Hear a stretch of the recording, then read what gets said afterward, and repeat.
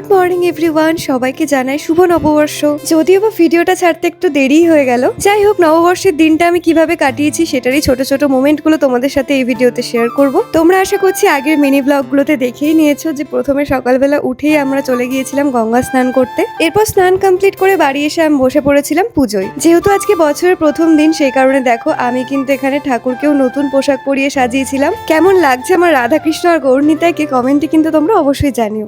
আমার নিতাই চাঁদের দরবারে, গৌর চাঁদের বাজারে, এক মন যার সেই যেতে পারে। এরপর দুপুরের দিকে আমাদের একটু শুট ছিল, সেই কারণে ভিডিওটা আর কন্টিনিউ করা হয়নি। এরপর সন্ধ্যাবেলা একটু সাজুগুজু করে দুজন মিলে চলে গিয়েছিলাম হালখাতা করতে। এই প্রথম মনে হয় আমরা দুজন একসাথে হালখাতা করতে এলাম। যাই হোক, এর আগের বারে এসে এই দোকানে আমি কয়েকটা কানবালা চুজ করে গেছিলাম, তো সেগুলোই ট্রায়াল দিয়ে দেখছিলাম কোনটা আমার ফেসের সাথে যাবে। এরপর এক দোকান থেকে বেরিয়ে অন্য দোকানে যেতে গিয়ে দেখো রাস্তায় আমরা আটকে পড়েছি জ্যামে। তো চলো আজকের ভিডিওটা এখানেই শেষ করছি।